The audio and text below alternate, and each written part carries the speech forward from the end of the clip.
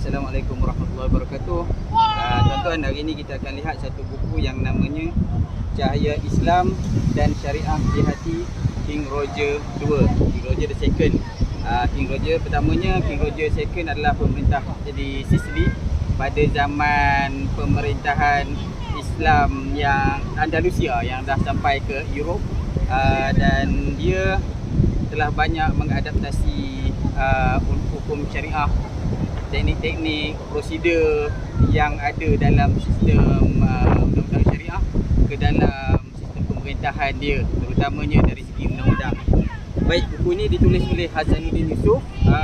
Beliau adalah merupakan seorang pegawai syariah, dan juga sekarang daripada pegawai syariah jadi penyelidik, ketua hakim, dan kemudian dia jadi penulis yang prolifik. Bagi saya, banyak menulis buku tentang sejarah, dan buku besar beliau antaranya adalah Miftahul Melayu, yang banyak menceritakan tentang sejarah kedatangan Islam. Tapi hari ini kita akan tengok buku ni dulu. Sudah buku yang comel, muka surat dia dalam 184 muka surat. Apa yang penting bagi saya sebagai orang yang mengamalkan perundangan prosedur yang ada di sistem mahkamah Malaysia, sivil, syariah, okey, paling kurang kita tahu asal usul dia. Dekat sini buku ni dia menceritakan daripada asal usul macam mana sistem perundangan yang ada dekat dalam negara kita ni adaptasi daripada England. Sistem England Inggeris yang datang negara kita, dia bawa sistem undang-undang yang ada di Eropah sana, dan kita sendiri amalkan pula tanpa kita ketahui asal usul dia dari mana. Dan daripada sinilah kalau kita tengok kan, contohnya dalam buku ini ada menceritakan tentang bagaimana King Roger dia banyak pakai amalan-amalan yang telah dibawa oleh orang Islam ke Eropah. Antaranya sistem pembicaraan yang adil.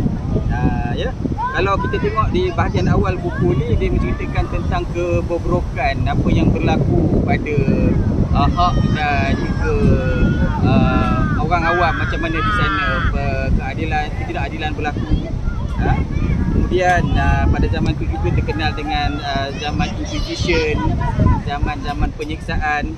Kalau kita tengok ada setengah part dekat dalam buku ni menceritakan tentang siksaan yang digunakan pada waktu itu untuk mendapatkan maklumat yang mereka nak. Dia lakukan hukuman yang kejam. Antaranya ada hukuman bakar hidup-hidup, menyet kulit, merosakkan alat sulit, memecahkan kepala, ada dalam ni. Ya. Kemudian apabila Islam datang, kebetulan King Roger II dia adaptasi apa yang diamalkan dalam Islam, apa yang diajar oleh baginda Rasulullah SAW. Ya. Antaranya pada zaman pertengahan telah menetapkan jubah hitam, serban dan jubah hitam sebagai pakaian yang rasmi bagi hakim. Sebagai contoh, kadi-kadi kerajaan Islam Abbasiyah mewajibkan pakai serban hitam dan jubah hitam ketika membicarakan kes. Ada dalam artikel. Ini ikut pada baginda Rasul, yang mana Rasulullah awal kalau dalam majlis rasmi dan juga peristiwa penting seperti menerima utusan asing dan ketika pembukaan kota Mekah, Rasulullah akan pakai warna hitam. Dia melambangkan kehebatan dan kebesaran. Dan perkara ini telah dibelajar oleh kerajaan Islam Eropah tentang penyediaan garis panduan. Hakim-hakim Eropah termasuk para hakim di England telah menjadikan jubah hitam sebagai pakaian rasmi mereka, dan itulah yang dibawa ke sini sampai sekarang kita pakai. Even mahkamah sivil ke mahkamah syariah, jubah hitam adalah pakaian rasmi mereka.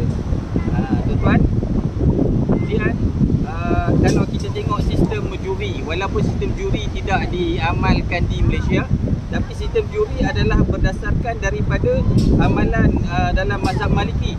Dan kita tengok lagi hak untuk merayu. Dulu dia tak ada untuk merayu, tapi bila dah sampai zaman syariah, dia ada hak untuk merayu. Kalau kita tengok khususnya dalam kes bagaimana Saidina Ali buat keputusan, kemudian dirayu sampai ke hadapan Rasulullah. Jadi itu yang kita amalkan sekarang. Al-Latif terdiri daripada 12 orang daripada kalangan orang awam, akan dilantik dan dipanggil oleh mahkamah dan bertindak sebagai saksi. Ya. Tuan-tuan, banyak sekali saya akan tuliskan dalam bentuk post yang mana tuan-tuan boleh baca dan cubalah dapatkan buku ni. Amat menarik sekali bagi saya sebab kita akan tengok di mana undang-undang ni bermula. Rahmat yang dibawa oleh baginda Nabi yang sampai kepada kita semua, insya-Allah. Jadi saya berada di Pegalang Balak, Melaka. Nikmati pemandangan yang cantik dan juga angin yang agak kuat. Sekarang kita ada dalam bulan Disember, hujung Disember. Sampai jumpa lagi, insya-Allah. Assalamualaikum.